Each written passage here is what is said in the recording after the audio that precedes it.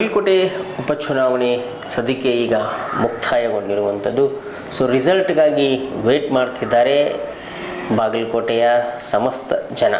ಹಾಗೆ ದಾವಣಗೆರೆಯೂ ಸಹ ಇಲೆಕ್ಷನ್ ಇವತ್ತಿಗೆ ಕಂಪ್ಲೀಟ್ ಆಗಿರುವಂಥದ್ದು. ಸೊ ಅವರು ಸಹ ರಿಸಲ್ಟ್ಗಾಗಿ ವೇಟ್ ಮಾಡ್ತಿದ್ದಾರೆ. ಒಂದು ರೀತಿಯಲ್ಲಿ ಎರಡೂ ಕ್ಷೇತ್ರಗಳು ಒಂದು ರೀತಿಯಲ್ಲಿ ಕರ್ನಾಟಕದ ಜನತೆಯನ್ನು ಎರಡೂ ಜಿಲ್ಲೆಗಳತ್ತ ನೋಡುವಂತೆ ಮಾಡಿದ್ದು ನಿಮಗೆ ಗೊತ್ತಿದೆ. ಸೊ ಈಗ 2028 ಚುನಾವಣೆ ಏನು ನಡೀತಿದೆ, ಸಾರ್ವತ್ರಿಕ ಚುನಾವಣೆ. ಸೊ ಅದಕ್ಕೋಸ್ಕರ ಒಂದಿಷ್ಟು ಈ ಆಸ್ಪಿರೆಂಟ್ಗಳು ತಯಾರಾಗ್ತಿದ್ದಾರೆ. ಅಂದರೆ ಈ ಅಭ್ಯರ್ಥಿಗಿಂತ ಈ ನಾನು ಅಭ್ಯರ್ಥಿ ಆಗಬೇಕು ಅನ್ನುವಂಥ ನಿಟ್ಟಿನಲ್ಲಿ ಏನು ಆಕಾಂಕ್ಷಿಗಳಿದ್ದಾರೆ, ಸೊ ಆಕಾಂಕ್ಷಿಗಳು ಸಹ ಈಗ ತಯಾರಿಯನ್ನು ನಡೆಸಿದ್ದಾರೆ. ಹಾಗಾದರೆ ಅಲ್ಲಿ ಮುಖ್ಯವಾಗಿ ಕೆಲವೊಂದಿಷ್ಟು ಹೆಸರುಗಳು ಕೇಳಿ ಬರ್ತಿವೆ. ಅವುಗಳಂದರೆ ಮೊದಲನೇದು ನಾವು ಬಾಗಲಕೋಟೆ ಮತಕ್ಷೇತ್ರವನ್ನು ನೋಡ್ತಾ ಹೋದಾಗ, ಬಾಗಲಕೋಟೆ ಮತಕ್ಷೇತ್ರದಲ್ಲಿ ಮುಖ್ಯವಾಗಿ ಕೇಳಿ ಬರ್ತಿರುವಂತಹ ಒಂದು ಹೆಸರು ಅಂತಂದರೆ ವೀಣಾ ಕಾಶ್ಯಪ್ನವರು. ವೀಣಾ ಕಾಶ್ಯಪ್ನವರ ಅಪೋಸಿಟಾಗಿ ಇನ್ನೊಂದು ಹೆಸರು ಕೇಳಿ ಬರ್ತಾ ಇದೆ, ಅದು ಸಂಯುಕ್ತಾ ಪಾಟೀಲ್ ಅನ್ನುವಂಥದ್ದು. ಸೊ ಈ ಹಿಂದೆ ನಿಮಗೆ ಗೊತ್ತಿರುವ ಹಾಗೆ ಈ MP ಟಿಕೆಟ್ಗೆ ಸಂಯುಕ್ತಾ ಪಾಟೀಲ್ ಮತ್ತು ವೀಣಾ ಕಾಶ್ಯಪ್ನವ್ರ ಮಧ್ಯೆ ಒಂದಿಷ್ಟು ತಿಕ್ಕಾಟ ಆಗಿತ್ತು. ಕೊನೆ ಕ್ಷಣದಲ್ಲಿ ವೀಣಾ ಕಾಶ್ಯಪ್ನವ್ರ ಹೆಸರು ತಪ್ಪು ಹೋಗಿ ಸಂಯುಕ್ತಾ ಪಾಟೀಲ್ ಅವರ ಹೆಸರು ದೆಹಲಿಗೆ ಹೋಯಿತು. ಸೊ ಅಲ್ಲಿ ವೀಣಾ ಕಾಶ್ಯಪ್ನವರು ಸಹ ದೆಹಲಿಯಲ್ಲಿ ಹೋಗಿ ಕಣ್ಣೀರು ಹಾಕಿದ್ದನ್ನು ನೀವು ನೋಡಿದ್ವಿ. ಸದ್ಯಕ್ಕೆ ಈಗ ಬೈ ಇಲೆಕ್ಷನ್ ನಡೀತು. ಸೊ ಇವತ್ತಿಗೆ ಮತದಾನ ಕೊನೆಗೊಳ್ತು. ಇನ್ನು ಮುಂದೆ ಎಲ್ಲರ ಗಮನ 2028 ಸಾರ್ವತ್ರಿಕ ಚುನಾವಣೆಯ ಮೇಲಿದೆ. ಈ ಬೈ ಇಲೆಕ್ಷನ್ಗಾಗಿ ಯಾರೂ ಸಹ ಅತಿ ಹೆಚ್ಚು ತಲೆ ಕೆಡಿಸ್ಕೊಂಡಿಲ್ಲ. ಅಂದರೆ ಬೈ ಇಲೆಕ್ಷನನ್ನು ನಾನು ಗೆಲ್ಲೇಬೇಕು ಅನ್ನುವಂಥ ನಿಟ್ಟಿನಲ್ಲಿ ರಾಜ್ಯದ ಘಟ್ಟಾನುಘಟಿ ನಾಯಕರಿದ್ದಾರೆ. ಆದರೆ ಇಲ್ಲಿರುವಂತಹ ಈ ಸೆಕೆಂಡ್ ಲೈನ್ ಲೀಡರ್ಸ್ ಏನಿದ್ದಾರಲ್ಲ, ಇವರೆಲ್ಲರೂ ಸಹ ಎಲ್ಲಿ ಕಣ್ಣಿಟ್ಟಿದ್ದಾರೆ ಅಂತಂದರೆ ಈ ಸಾರ್ವತ್ರಿಕ ಚುನಾವಣೆ ಮೇಲೆ ಕಣ್ಣಿಟ್ಟಿದ್ದಾರೆ.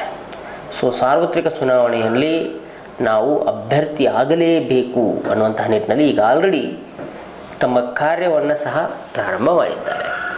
ಸೊ ಮೊನ್ನೆ ಒಂದು ಮೀಟಿಂಗ್ ನಡೀತು. ಸಿದ್ದರಾಮಯ್ಯನವರ ಒಂದು ನೇತೃತ್ವದಲ್ಲಿ ಪಂಚಮಸಾಲಿ ಸಮಾಜದ ಮುಖಂಡರ ಒಂದು ಸಭೆ ನಡೀತು. ಆ ಸಭೆಯಲ್ಲಿ ವೀಣಾ ಕಾಶ್ಯಪ್ನವರು ಹಾಗೆ ಸಂಯುಕ್ತಾ ಪಾಟೀಲ್ರ ಒಂದಿಷ್ಟು ಅಭಿಮಾನಿಗಳು, ಸೊ ಅವರ ಮಧ್ಯೆ ಒಂದಿಷ್ಟು ಮಾತಿನ ಚಕಮಕಿ ನಡೆಯಿತು ಅನ್ನುವಂತಹ ಒಂದಿಷ್ಟು ಸುದ್ದಿ ಸಹ ನಮಗೆ ಬಂದಿರುವಂಥದ್ದು. ಸೊ ಇಲ್ಲಿ ವೀಣಾ ಕಾಶ್ಯಪ್ನವರು ಮತ್ತು ಸಂಯುಕ್ತಾ ಪಾಟೀಲ್ರು, ಸೊ ಸಂಯುಕ್ತಾ ಪಾಟೀಲ್ರು ವಿಜಯಪುರದವರು. ಸೊ ಹೀಗಾಗಿ ಬಾಗಲಕೋಟೆ ಜಿಲ್ಲೆಯವರು ವೀಣಾ ಕಾಶ್ಯಪ್ನವರು. ಹೀಗಾಗಿ ಸಂಯುಕ್ತಾ ಪಾಟೀಲ್ರು ಬಾಗಲಕೋಟೆಗೆ ಬರಬೇಕು, ಇಲ್ಲಿ ಸಂಬಂಧವಿಲ್ಲತಕ್ಕಂತಹ ವ್ಯಕ್ತಿ ನಮ್ಮ ಬಾಗಲಕೋಟೆಗೆ ಯಾಕೆ ಬರಬೇಕು ಅನ್ನುವಂಥದ್ದು ವೀಣಾ ಕಾಶ್ಯಪ್ನವರ ಅಭಿಮಾನಿಗಳ ಮಾತು. ಇನ್ನು ಸಂಯುಕ್ತಾ ಪಾಟೀಲ್ ಅವರ ತಂದೆ ಏನು ಹೇಳ್ತಾರೆ ಅಂತಂದರೆ, ಈ ಬಾಗಲಕೋಟೆ ಮತ್ತು ಈ ವಿಜಯಪುರ ಏನಿದೆ ಇವೆರಡೂ ಅವಳಿ ಜಿಲ್ಲೆಗಳು. ಮೊದಲು ಬಾಗಲಕೋಟೆನೇ ಜಿಲ್ಲೆ ಆಗಿರಲಿಲ್ಲ, ವಿಜಯಪುರ ಜಿಲ್ಲೆ ಆಗಿತ್ತು. ಸೊ ಹೀಗಾಗಿ ಬಾಗಲಕೋಟೆ ಏನು ಬೇರೆ ಅಲ್ಲ ಅಂಥೇಳಿ ಶಿವಾನಂದ ಪಾಟೀಲರು ಈ ಹಿಂದೆ ಹೇಳಿದ್ದಾರೆ. ಸೊ ಹೀಗಾಗಿ ನಮ್ಮ ಮಗಳು ಏನಿದ್ದಾಳೆ ಅವರು ಈ ಜಿಲ್ಲೆಗೆ ಒಂದು ರೀತಿ ಸದಸ್ಯರಿದ್ದ ಹಾಗೆ, ಅಥವಾ ಇಲ್ಲಿನೇ ಅವರು ಮನೆ ಮಗಳಿದ್ದ ಹಾಗೆ ಅನ್ನುವಂಥ ಮಾತುಗಳು ಹೇಳಿದರು. ಕೆಲವೊಂದಿಷ್ಟು ಪತ್ರಕರ್ತರು ಪ್ರಶ್ನೆಯನ್ನು ಕೇಳಿದರು ಶಿವಾನಂದ ಪಾಟೀಲ್ರವ್ರಿಗೆ. ಏನು ಅಂತಂದರೆ, ಸಂಯುಕ್ತಾ ಪಾಟೀಲ್ರು MP ಇಲೆಕ್ಷನ್ ಆದಮೇಲೆ ಇದೇ ಜಿಲ್ಲೆಯಲ್ಲಿರ್ತಾರಾ ಅನ್ನುವಂಥ ಪ್ರಶ್ನೆಯನ್ನು ಕೇಳಿದರು. ಅದಕ್ಕೆ ಶಿವಾನಂದ ಪಾಟೀಲ್ರು ಕಾದು ನೋಡಿ ಅಂತ ಮಾತನ್ನು ಸಹ ಹೇಳಿದರು. ಆದರೆ ಶಿವಾನಂದ ಪಾಟೀಲ್ರು ಏನು ಕಾದು ನೋಡ್ರಿ ಅಂತ ಹೇಳಿದರು ಗೊತ್ತಿಲ್ಲ. ಯಾಕೆಂತಂದರೆ ಇಲ್ಲಿರಲ್ಲ ಅವರು ಅನ್ನುವಂಥ ಮಾತನ್ನು ಹೇಳಿದರು ಅನ್ನುವಂಥದ್ದು ಅದು ಅಂತ ಹೇಳಿರಬಹುದೇನೋ ಅನ್ನುವಂಥ ಮಾತು.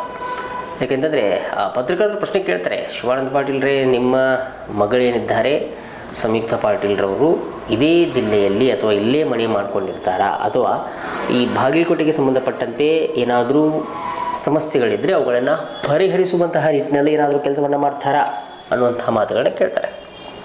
ಸೊ ಶಿವಾನಂದ ಪಾಟೀಲ್ರು ಆಗಲೇ ಹೇಳಿದಾಗೆ ಕಾದು ನೋಡಿ ಅನ್ನುವಂಥ ಮಾತನ್ನು ಹೇಳ್ತಾರೆ. ಸೊ ಬೇರೆ ಬೇರೆ ವಿದ್ಯಮಾನಗಳನ್ನು ನಾವು ನೋಡ್ತಾ ಹೋದಾಗ ಸಂಯುಕ್ತಾ ಪಾಟೀಲ್ ಮತ್ತು ವೀಣಾ ಕಾಶ್ಯಪ್ನವ್ರ ಮಧ್ಯೆ ಒಂದಿಷ್ಟು ಭಿನ್ನಾಭಿಪ್ರಾಯಗಳು ಇದೆ ಅನ್ನುವಂಥ ಮಾತುಗಳು ವ್ಯಕ್ತವಾಗ್ತಾ ಇವೆ. ಸೊ ನಮ್ಮ ಮುಂದೆ ನಡೆಯುವಂತಹ ಒಂದಿಷ್ಟು ಘಟನೆಗಳು ಸಹ ಅದನ್ನೇ ಇಂಡಿಕೇಟ್ ಮಾಡ್ತವೆ. ಸೊ ಕಾದು ನೋಡೋಣ ಎಷ್ಟರ ಮಟ್ಟಿಗೆ ಅಥವಾ ಯಾರ್ಯಾರು ಈ ಸಾರ್ವತ್ರಿಕ ಚುನಾವಣೆಯಲ್ಲಿ ಆಕಾಂಕ್ಷಿಗಳಾಗಿದ್ದಾರೆ. 2028 ಇನ್ನೇನು ದೂರ ಇಲ್ಲ, ಬರ್ತಿದೆ. ಸೊ ಈ ಒಂದು ಬೈ ಎಲೆಕ್ಷನ್ ಆದಮೇಲೆ ನೆಕ್ಸ್ಟ್ ಎದುರು ನೋಡುವಂತಹ ಒಂದು ಎಲೆಕ್ಷನ್ನು, ಸೊ ಸಾರ್ವತ್ರಿಕ ಚುನಾವಣೆ, ಅದನ್ನು ಸಹ ನಾವು ಎದುರಿಸಬೇಕಾಗಿದೆ. ಸೊ ಸದ್ಯದಲ್ಲೇ ಬರುತ್ತೆ.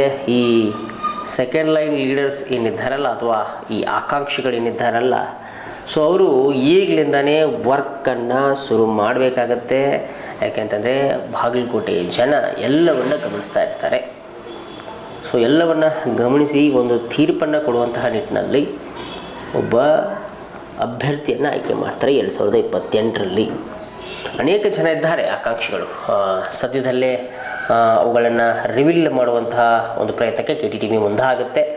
ಸೊ ಒಬ್ಬೊಬ್ಬರಾಗಿ ಅಥವಾ ಒಬ್ಬೊಬ್ಬರ ಹೆಸರನ್ನು ತೆಗೆದುಕೊಂಡು ನಿಮ್ಮ ಮುಂದೆ ಬರ್ತೀನಿ.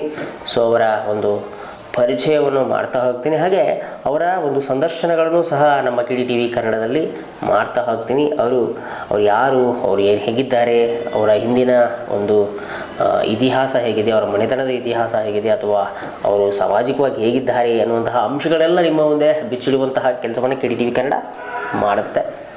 ಸೊ ಕಾದು ನೋಡೋಣ. ಇದಿಷ್ಟು ಇವತ್ತಿನ ಒಂದು ಸುದ್ದಿ ಸಾರ ಆಗಿತ್ತು. ಸೊ ಇದು ಒಂದು ಸಂಕ್ಷಿಪ್ತವಾಗಿ ಹೇಳುವಂತಹ ಕೆಲಸವನ್ನು ನಾನು ಮಾಡಿದ್ದೀನಿ. ಸೊ ಇನ್ನು ಮುಂದೆ ಡೀಪಾಗಿ ಇನ್ಡೆಪ್ತ್ ಆಗಿ ಹೋಗಿ ಒಂದಿಷ್ಟು ವರದಿಗಳನ್ನು ಮುಂದೆ ಇಡಲಿಕ್ಕೆ ಪ್ರಯತ್ನ ಪಡ್ತೀನಿ. ಅಲ್ಲಿವರೆಗೂ KTTV ಕನ್ನಡ ಯೂಟ್ಯೂಬ್ ಚಾನಲನ್ನು ಸಬ್ಸ್ಕ್ರೈಬ್ ಮಾಡ್ಕೊಳ್ಳಿ. ಹಾಗೆ ಇನ್ನೊಬ್ಬರಿಗೆ ಶೇರ್ ಮಾಡಿರಿ. ಮತ್ತೊಂದು ವಿಭಿನ್ನವಾಗಿರುವಂತಹ ವರದಿಯೊಂದಿಗೆ ಮತ್ತೆ ಬರ್ತೀನಿ. ಅಲ್ಲಿವರೆಗೂ ನಮಸ್ಕಾರ. ವಂದೇ ಮಾತರಂ.